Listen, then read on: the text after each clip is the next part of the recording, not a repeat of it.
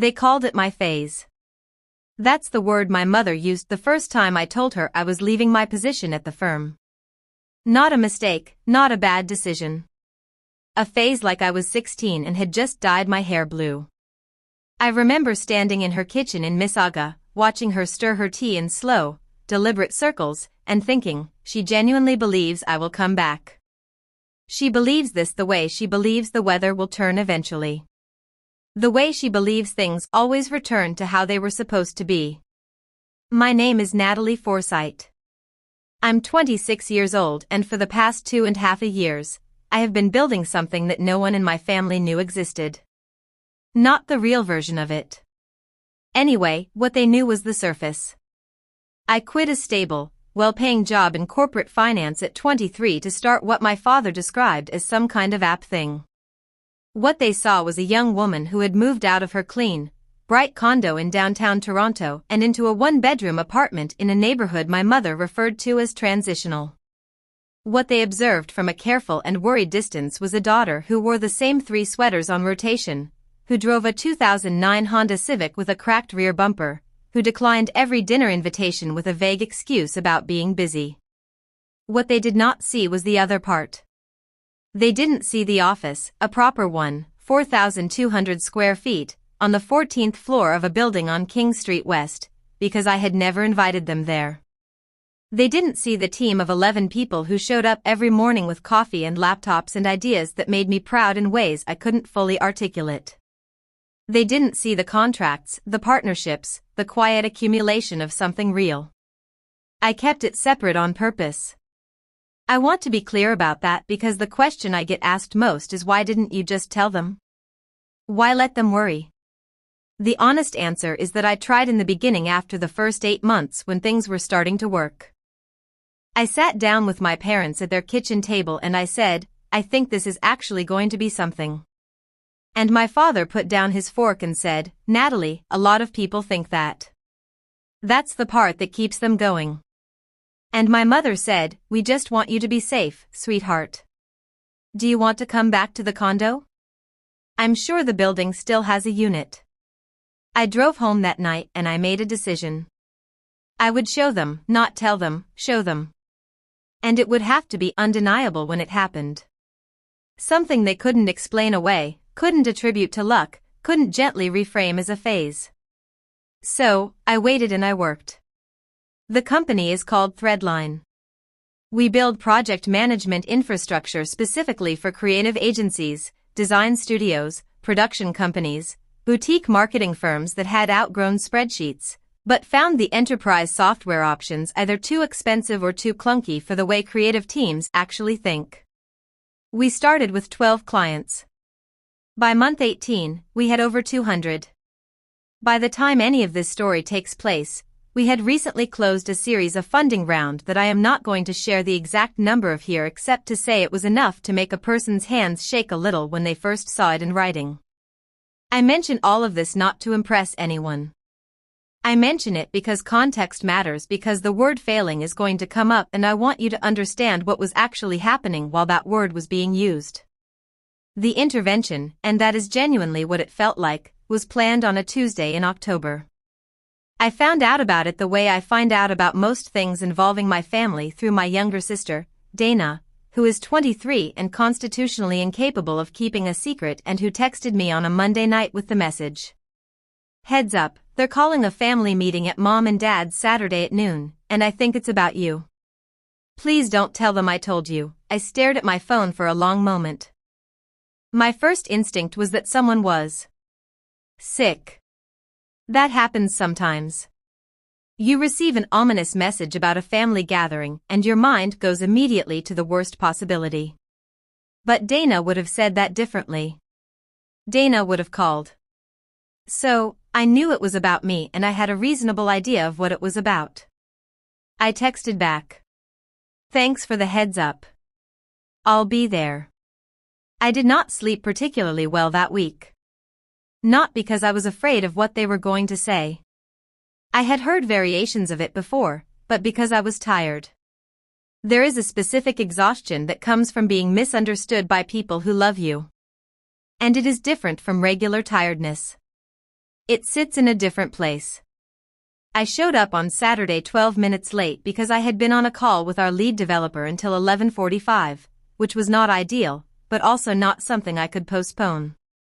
I walked into my parents' house in Mississauga and found my mother, my father Dana, my Aunt Carol, who had driven in from Hamilton, and my cousin Trevor, who I had not seen since Christmas, and who was sitting on the couch eating a mandarin orange like he was there to watch a sporting event.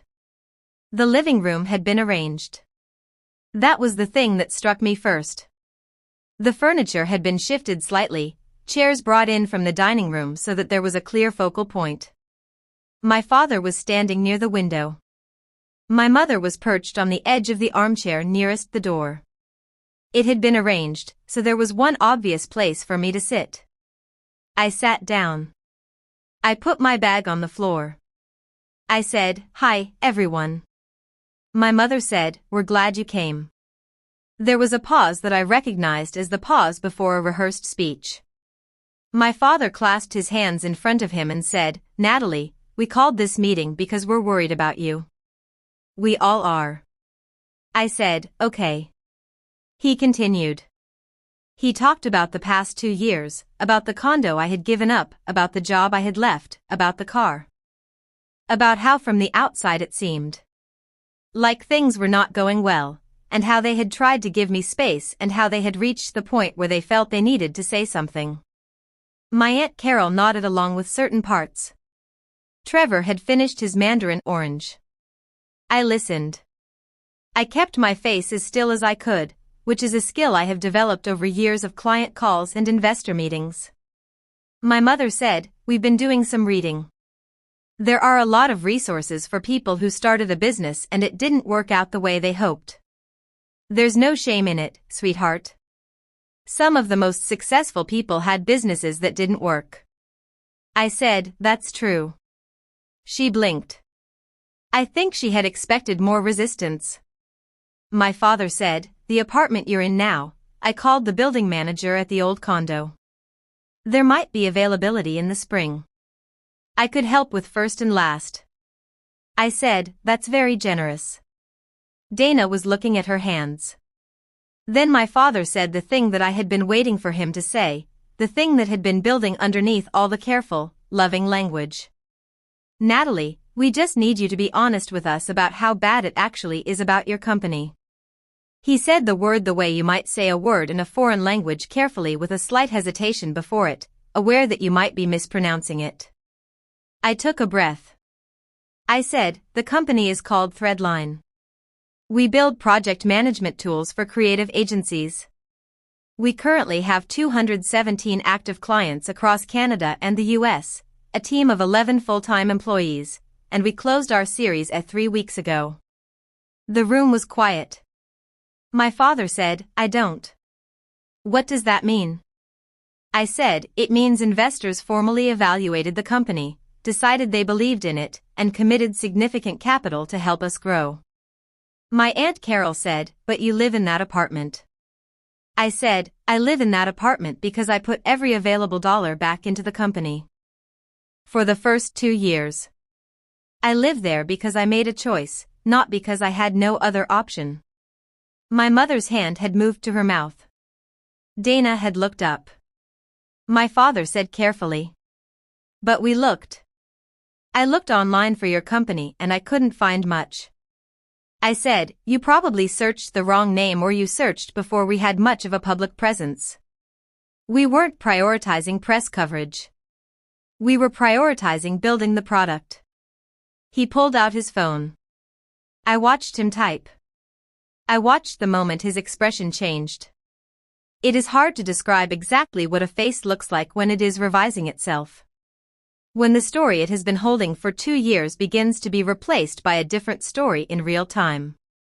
My father's face did something I had never seen it do before. It went through several expressions in quick succession, none of them fully landing, like a television switching channels too fast. He turned the phone around. He had searched Threadline Project Management, and what had come up at the top of the results before he had even reached the company website was a piece from BetaKit, the Canadian tech publication published 4 days earlier. It was a profile, a proper one with a photograph. The headline read, "From Spreadsheet Hell to Series A. How Natalie Forsythe Built Threadline into One of Canada's Most Watched Startups." There is a version of this moment I had imagined many times. In the imagined version, I felt triumphant. I had a line ready. The room was cinematic. In the actual version, I felt tired. And then I felt something that surprised me. I felt sad. Not for myself, for all of us. For the 2.5 years of distance that had built up between people who loved each other because of a story that turned out to be wrong.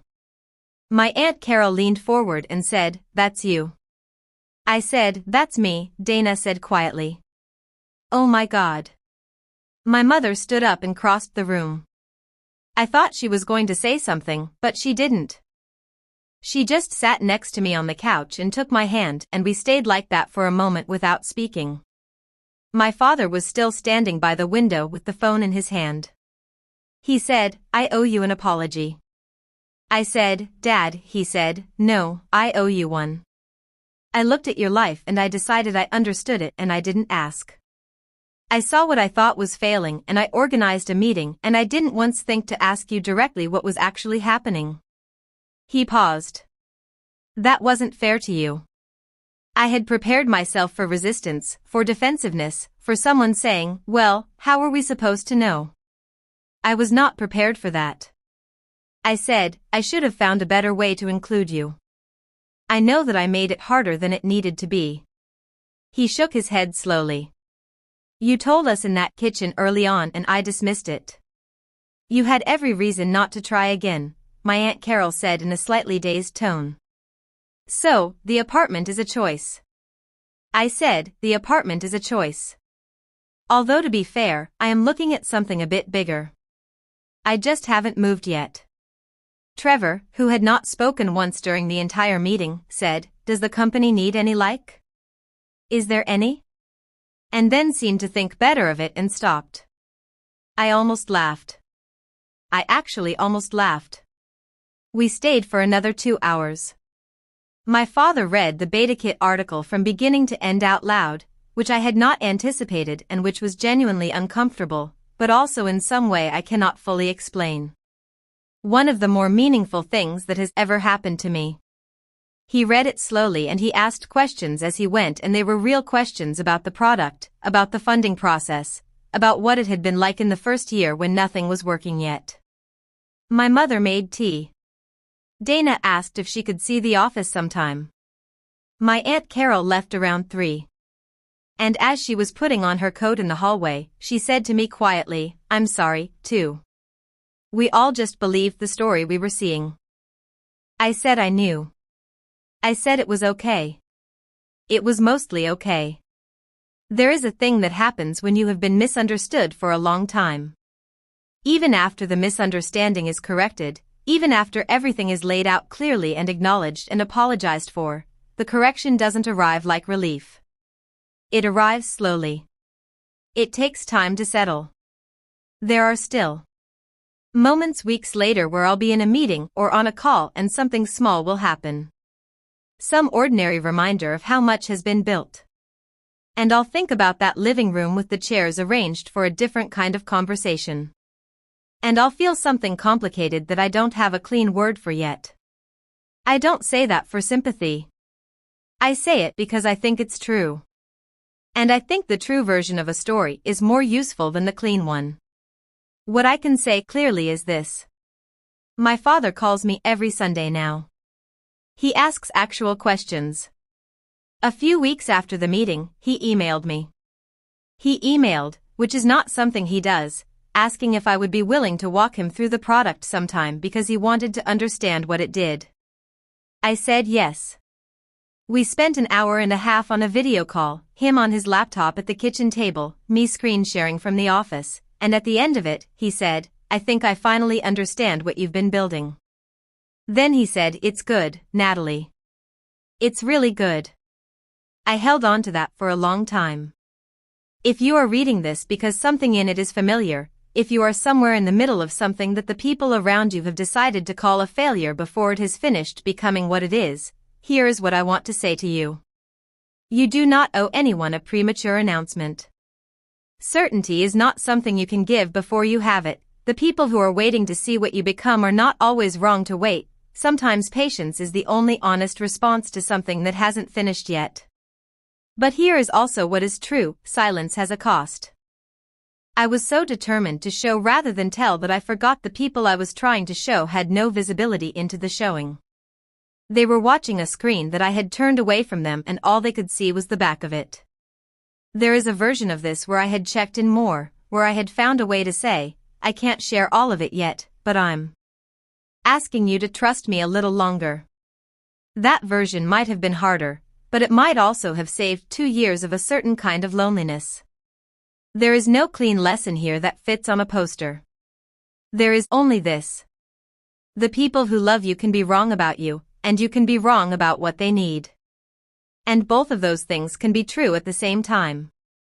The goal is not to win. The goal is to eventually end up in the same room looking at the same thing. Finally, we're working on that. The chairs are in the right place.